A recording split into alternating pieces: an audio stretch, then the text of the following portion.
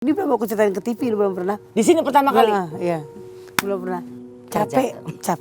Oke. Capek, dihujat orang, kebodohan aku itu menikah dengan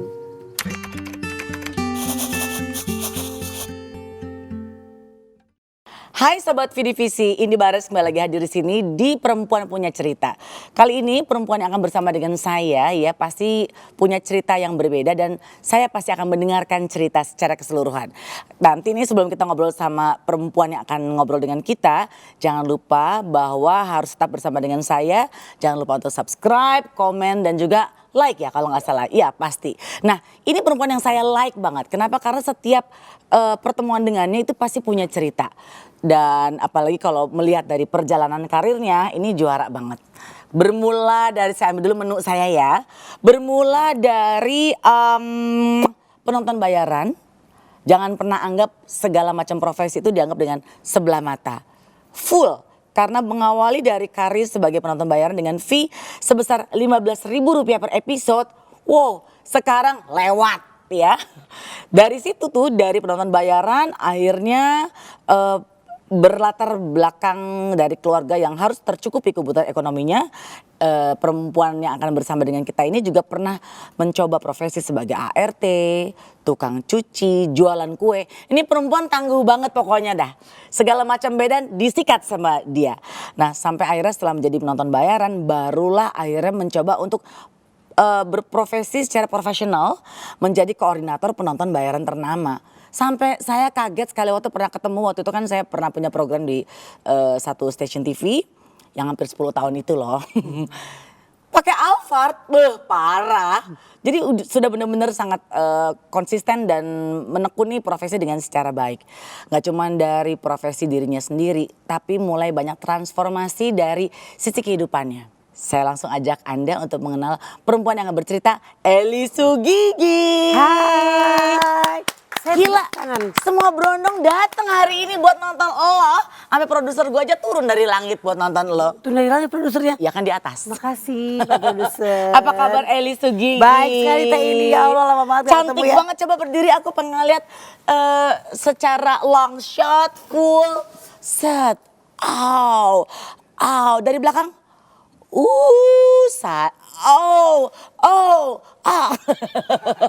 Silakan duduk Bu.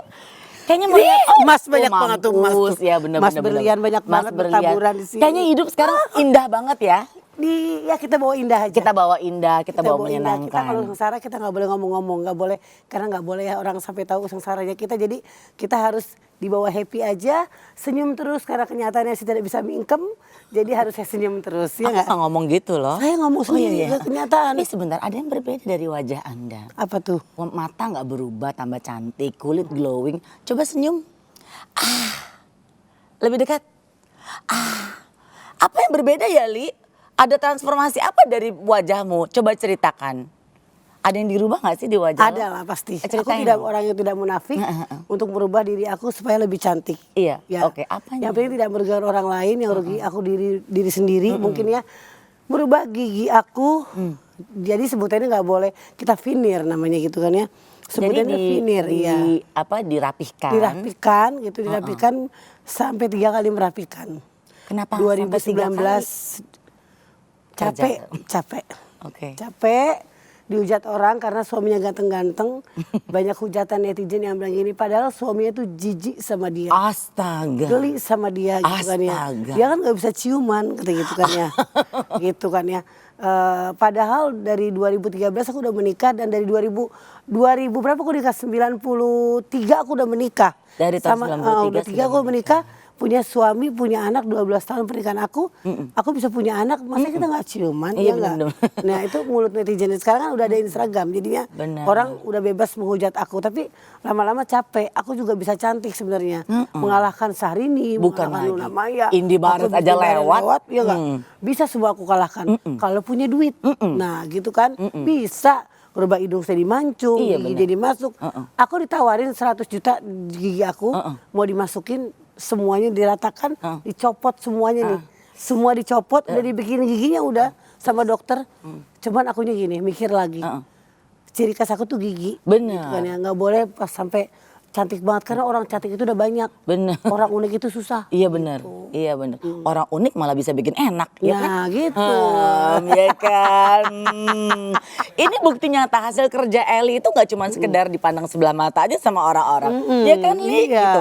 Nggak bisa digini doang. Tapi sekarang orang tuh sudah, wah gila. Kok bisa sih? Eli udah jadi artis dulu ngurusin. Kenapa Bu? Kok bisa?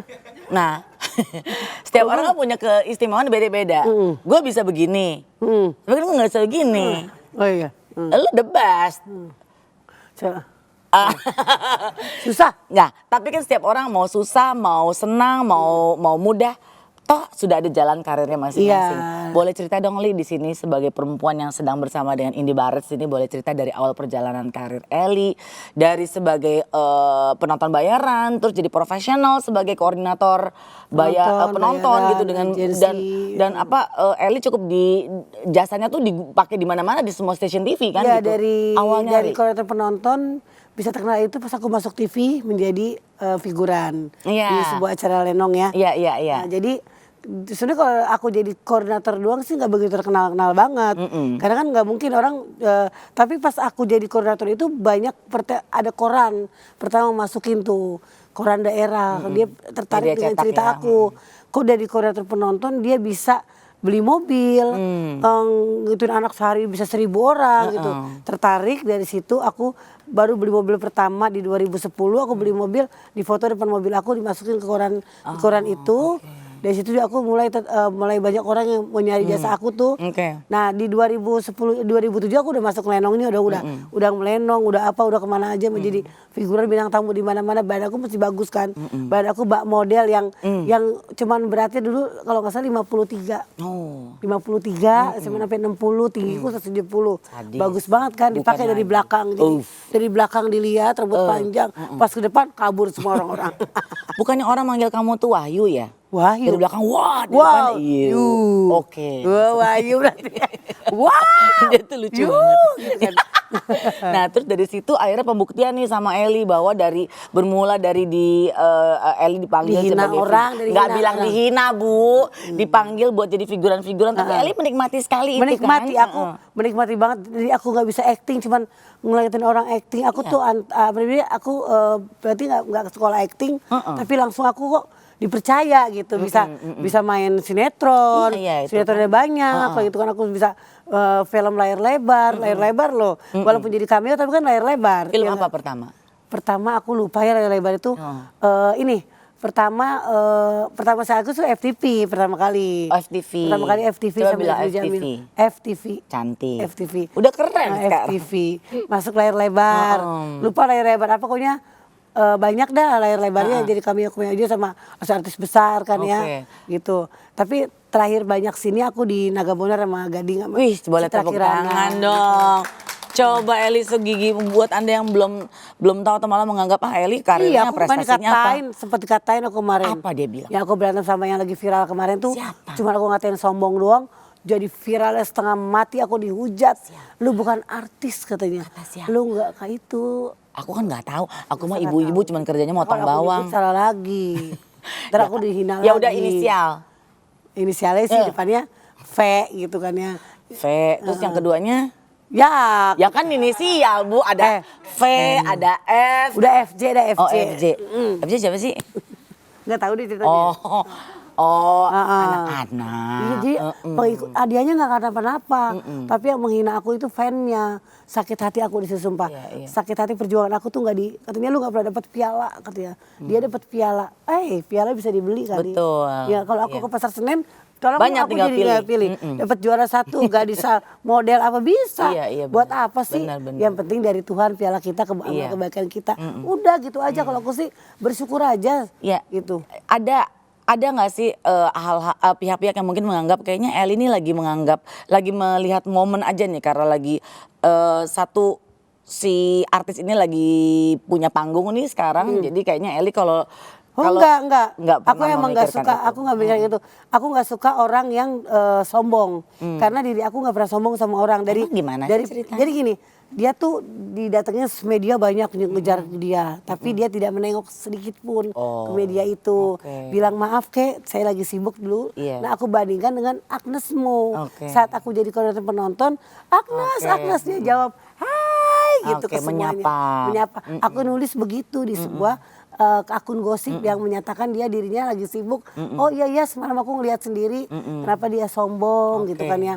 Tidak seperti dulu waktu Agnes Mo dibedain, dulu rame, aku dihujat sampai aku kehilangan endorse 1. Dia DM ke tempat endorse aku. Sebegitu Tapi kan jahatnya gitu sebetulnya di situ kita bisa melihat dan belajar ya bahwa seperti apa dan bagaimana kita harus bisa karena bersikap perbedaan pada aku dari siapapun. dia beda. Waktu aku menjadi naik namanya Eli Sugigi, aku baik banget sama media. Siapapun media yang mau wawancara, aku terima. Karena kan dulu kan media itu TV, media kan bisa naikin kita. Sekarang kan naikin dari Instagram. Instagram Bu. Apa? Instagram. Ya, IG yang paling enak. Iya Sekarang kan orang dari IG yang lihat ya, tanpa ngelihat sosok orang itu seperti apa, dia hanya lihat di IG aja. Lihat bagus-bagusnya aja, di belakangnya orang belum lihat. Kalau kita udah lihat langsung orang di belakangnya seperti apa, artis seperti apa, orang-orang, aku lihat sendiri kan. Begitu lihat sendiri kan aku bingung kok beda ya sama kita gitu. Sabar Bu ya. Dan mungkin sesabar itulah seorang Eli akhirnya bisa merintis karirnya, memulai dari bawah, dari pekerjaan yang mungkin tidak dianggap oleh orang sama sekali, tapi itu berarti buat Eli karena harus menjadi tulang punggung keluarga, terus sampai dia harus melewati berbagai macam hal, mau cobaan dihina, diejek, diolok, tapi itu menjadi sebuah bahan untuk Eli bahwa ya itu menjadi karakteristik dari seorang Eli sebetulnya. Hampir menjual ginjal saat. Aduh saya pikir ngejual gigi Bu, ketakutan saya. Ginjal lebih parah. Iya kenapa mau sampai ke situ? Waktu bersuami itu aku susah banget hidupnya. Susah banget untuk anak aja, makan nggak ada. Sampai aku menjadi TKW pernah, kayak TKW waktu belum jadi artis ya. Waktu belum jadi koordinator juga, bayaran juga. Belum masuk TV, susah banget hidup aku kurus kering dulu. Sampai mau jual ginjal aku kali ya 100 juta. Tapi pas aku ke rumah sakit, ada seorang kayak malaikat gitu. Cuman menasihatin gini, Bu, jangan dengan ibu, ini belum aku ceritain ke TV, belum pernah. Di sini pertama kali? Iya, belum pernah. Bu, jangan. Nanti ibu kerja dengan sebelah ginjal nggak bakal kuat. Gitu. Dari rumah sakit di Romangun aku keluar dari puskesmas kalau nggak salah gitu, mau nawarin ginjal, aku pulang sedih nangis, harus apa ya, harus gimana ya gitu. Akhirnya kerja jadi pembantu. Akhirnya kita pindah dari Cipinang tempat tinggal aku, pindah ke Joglo bersama Ulfi, aku bawa masih kecil, anak aku tinggal orang tuaku, dan aku disitu jadi cuci gosok, kerja jadi pembantu. Di situ udah di Joglo awalnya, udah bersuami gitu kan ya. Aku kerja sama orang baik banget gitu ya. Pernah aku kerja lagi ngepel mecahin di salon, mecahin apa untuk uap itu apa? Yang buat steam itu. Kesenggol pantat aku gitu kan, digubrak. Aku dipotong gajinya 60.000. Gaji cuma 150.000, dipotong 60.000. Ya Allah kataku, ya aku terima 90.000. Pulang untuk anak-anak sunatan, anakku sunat kan. Cari uang dulu nih aku kerja, bapaknya kan kerjanya juga serabutan ya. Belum namanya ijazah dulu kan masih SMP, dulu kan bapaknya jadi serabutan lah kerjanya, ngojek apa gitu. Aku sabarin, aku tekunin gitu. Tapi Ulfi ngajak, mama ikut yuk acara itu katanya. Yang ada di Gongso apa-apa dulu ya. Ngupas bawang pakai gigi katanya gitu. Beranjak lalu ke TV itu. Dengan niat, Ulfi masih kecil banget, Ulfi yang ngajakin. Ternyata tutup, ya, Ulfi ketiga. Ulfi ketiga. Ternyata tutup, katanya balik lagi minggu depan. Aduh aku gak punya ongkos untuk pulang dong. Akhirnya ditawarin untuk nonton Lenongnya itu, dapat 15.000. Namanya nasi kotak. Dari jam 5 sore sampai jam 11 malam aku nonton. Pulang banjir gede dong naik mikrolet. Ya ampun aku gendong-gendong anak ke Joglo pulangnya. Dengan 15.000, bilang aku sama suami aku bilang dapat 25.000. Karena biar diizinin lagi besoknya gitu kan. Dan besok waktu Andri Tolani pada begini semua Deswita, besok datang lagi ya, katanya besok datang lagi ke sini katanya. Aku kayak Oki katanya bilangnya kayak Oki Asokawati nih, kata Andre, cakep tinggi katanya gitu, model katanya. Gitu kan ya. Dari depan, dari belakang kayak Oki Asokawati, dari depan kayak Om Aswati, katanya begitu dulu tuh. Lucu-lucuan. Gak apa-apa. Dan saat itu Eli juga nerima gitu ya. Nerima, aku girang banget katanya, burung gagak lah inilah, koak-koak, aku mah terima aja karena wah kesempatan aku nih masuk TV gitu kan ya. Seneng banget dapat upah. Pertama dari figuran 50.000, aku dapat 50.000 naik jadi penumpang WC umum doang waktu itu kan ya. Dapat 50.000, ya Allah bahagianya Teh Indi. Bisa aku kontrak yang dari tanda tangan 50.000 kartu kuningnya aku simpan di dompet gitu kan ya. Aku unjukin tetangga aku di Joglo, nih aku masuk TV. Dari situ kan sebelum aku menjadi artis teman aku banyak banget Teh Indi. Dulunya aku gadis tuh teman aku banyak. Dari situ ini kan pembantu gue dulu masuk TV, pembantu gue jadi artis gitu. Orang-orang yang majikan aku tuh pada begitu kan. Seneng pada belum aku nggak punya handphone dulu kan ya. Pernah nemu handphone juga aku balikin karena nemu handphone pertamanya aku tuh kejujuran aku nemu handphone duduk aku balikin ke teman aku Mas Hadi, dulu kan Mas Hadi kan. Ini handphone siapa Pan? Waktu itu aku butuh duit, utang banyak banget loh. Bayar rumah belum, bayar motor belum. Nih handphone bagus nih, berwarna kan. Tapi aku balikin. Oh dari situ dia ngeliat, oh Pak Eli jujur ya, kata Mas Hadi ntar aku kasih kerjaannya, gitu kan ya. Jadi apa? Jadi main nonton, jadi koordinator penonton. Aku milih dong jadi koordinator penonton. Bisa nggak? Aku cari modal dulu ya. Waktu aku jadi Masing Lenong kenal sama Bedu kan. Bedu tolongin aku bisa nggak Du? Kenapa Po? Kata gitu kan. Pinjemin uang dong 1,5 untuk jadi biar penonton duluan, biar punya modal. Pinjemin sama Bedu. Di situ 1,5 juta seminggu aku balikin kan.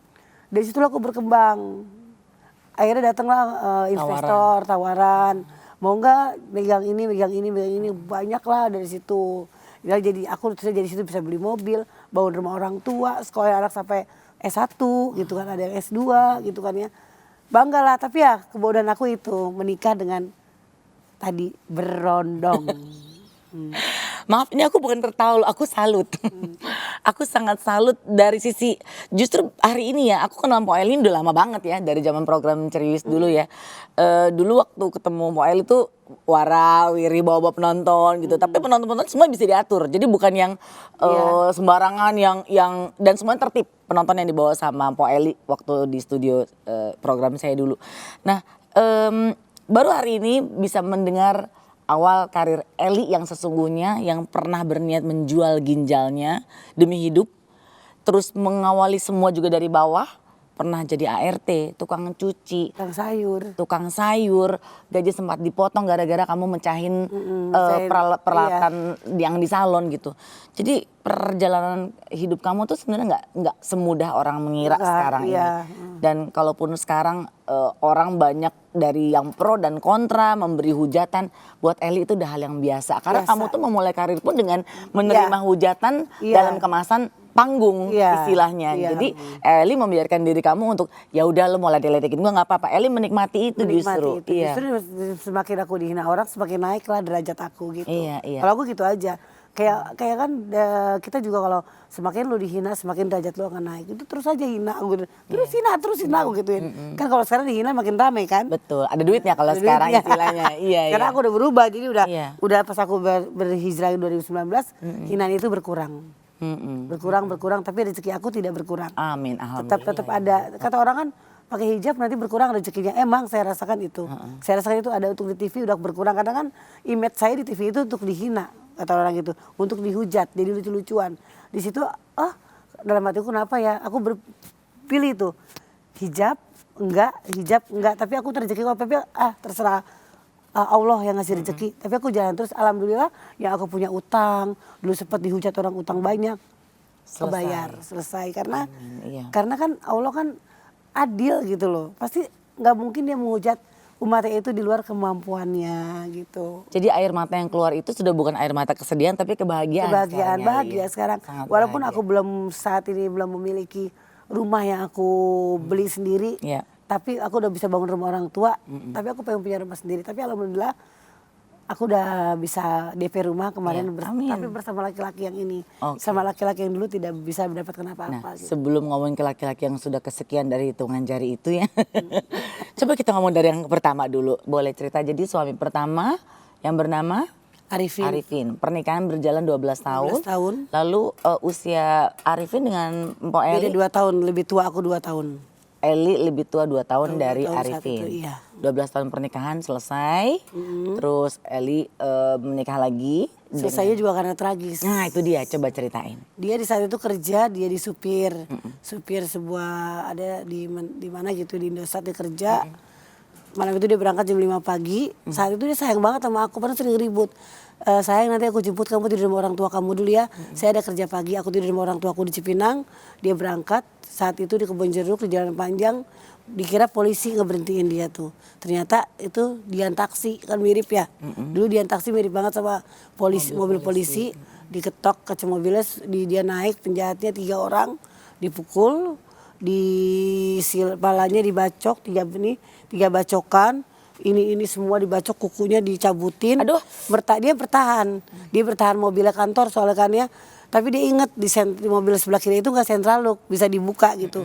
Akhirnya di dekat rumah sakit di Jalan Panjang itu dia loncat. Masih hidup, ditungguin sama security.